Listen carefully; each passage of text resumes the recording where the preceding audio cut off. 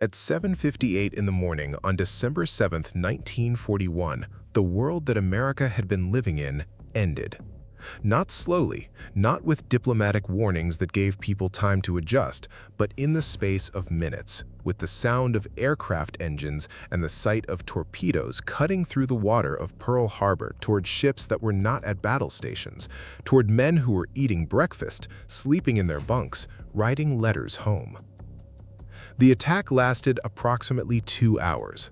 By the time it was over, the Pacific Fleet had been devastated.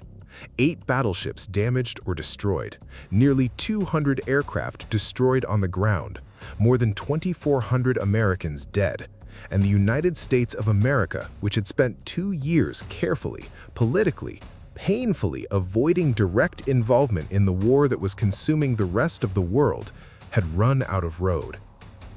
But before the policy changed, before the speeches were written, before Congress voted, before any of the official machinery of a nation going to war began to turn, there were phone calls.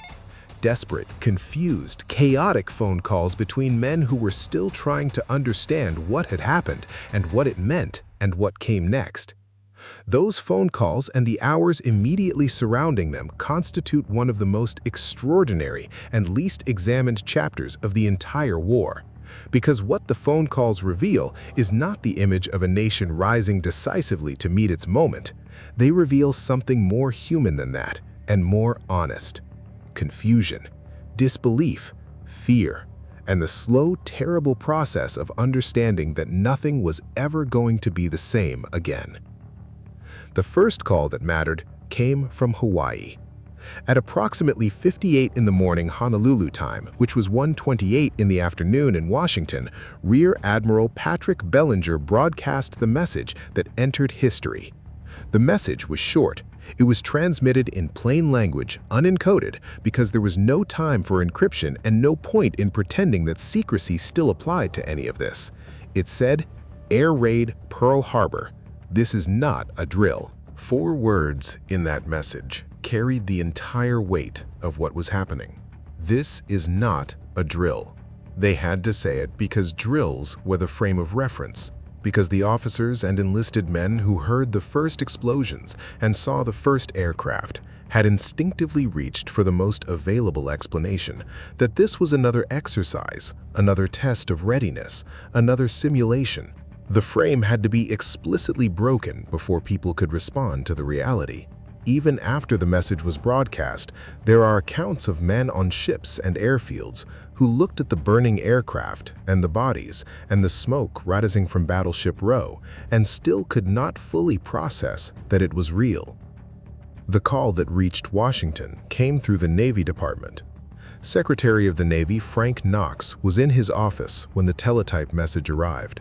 He read it and reportedly sat with it for a moment before picking up the phone, because the message said something that his mind was having difficulty accepting as fact. He called the Chief of Naval Operations, Admiral Harold Stark, and read him the message. Stark's response, as recalled by people who were present, was a silence long enough to be noticed before he said anything at all. Knox then called the White House. Franklin Roosevelt was in his study at the time, having lunch with his close aide Harry Hopkins. It was a Sunday afternoon. Roosevelt had been working through a cold and was using the relatively quiet Sunday to catch up on documents and correspondence. The war was present in the room, the way it was always present in that period, not as an immediate crisis, but as the permanent background condition of everything. The thing that shaped every policy discussion and every diplomatic calculation without yet crossing the threshold into direct American involvement. The phone rang at approximately 1:47 in the afternoon, Washington time. Roosevelt's naval aide took the call initially, then Roosevelt himself picked up. Knox told him what the teletype had said. Roosevelt listened. There are varying accounts of exactly what he said in that moment, because the people who witnessed it were themselves in a state of shock, and memory under shock is unreliable. What is consistent across accounts is that Roosevelt said very little. He asked Knox whether the information was confirmed. Knox said it appeared to be. Roosevelt asked him to find out everything he could and call back. Then Roosevelt called Secretary of State Cordell Hull, who was at the State Department preparing to meet with the Japanese ambassadors Nomura and Kurusu, who had been scheduled for a meeting that Sunday afternoon. The meeting had originally been scheduled for 1 o'clock, but had been pushed to 2:45 at the Japanese delegation's request, a detail that would later carry enormous significance. Roosevelt told Hull about the attack. Hull already knew, or nearly knew, because information had been moving through multiple channels simultaneously, and some of it had already reached the State Department. Roosevelt told him to receive the Japanese ambassadors as planned, to say nothing about what had happened, and to remain composed. Hull received Nomura and Kurusu at the State Department approximately 20 minutes after speaking with Roosevelt. The ambassadors had a message to deliver from Tokyo, a formal communication breaking off diplomatic negotiations. Hull read it. Then, by his own account, he said to the ambassadors words to the effect that in 50 years of public service, he had never seen a document more crowded with falsehoods and distortion. He said it quietly. He did not raise his voice. He then asked them to leave. Back in the White House, the calls were multiplying. Roosevelt called the Army Chief of Staff, General George Marshall. Marshall had actually been unavailable at the moment the news arrived because he had been out for his morning horseback ride, a detail that has always struck historians as capturing something essential about the quality of Sunday morning unpreparedness that December 7th represented across the American military establishment. Marshall had been reached and had returned to his office and was already attempting to piece together the information coming from Hawaii, which was fragmented and contradictory, because Hawaii itself was still in the middle of the attack and the communications infrastructure on the island was partially destroyed. The calls between Washington and Hawaii in those first hours were a study in the limits of communication under catastrophic pressure. The lines were overloaded. Some connections were lost mid-conversation. Information arrived out of sequence, so that Washington received reports of specific ship casualties before it had a clear picture of the overall situation, and reports of the attack being over before confirmation that it had actually stopped. Men in Hawaii were trying to describe what they were seeing while they were seeing it, which meant that the descriptions were often inaccurate because what was happening was too large and too fast to perceive accurately from any single position. Colonel George Marshall, the Army's liaison in Hawaii, attempted to reach Washington by telephone and found the lines saturated. He sent a telegram instead. The telegram, in one of the more extraordinary miscommunications of the entire war, was delivered by a civilian Western Union messenger on a bicycle to the Army base at Fort Shafter after the attack had already ended. In Washington, Roosevelt was moving between calls, between rooms, between advisors who were arriving at the White House as the afternoon progressed. Cabinet members came.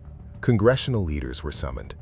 The speechwriters were already being consulted because whatever else was uncertain, the address to Congress was certain, and the address to Congress had to be right. But in the immediate hours before any of that machinery engaged properly, what the phone calls show is a capital trying to climb from confusion toward clarity with inadequate information and inadequate time. The questions being asked in those calls were fundamental and urgent. How many ships? How many casualties? Was it only Hawaii, or were there other attacks coming? Were the Japanese going to press further into the Pacific? Was the west coast of the United States itself at risk? Was this the beginning of something larger? And if so, how much larger and how fast? Nobody had answers to most of these questions.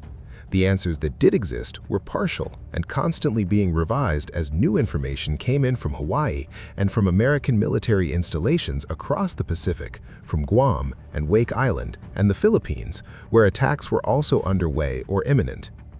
The picture that assembled itself through those calls over those hours was one of simultaneous catastrophe across an entire ocean. Roosevelt spoke to Churchill that evening. The Prime Minister of Britain, who had been working for 2 years to bring America into the war, who had spent those 2 years worrying that it might never happen, received the call at Chequers.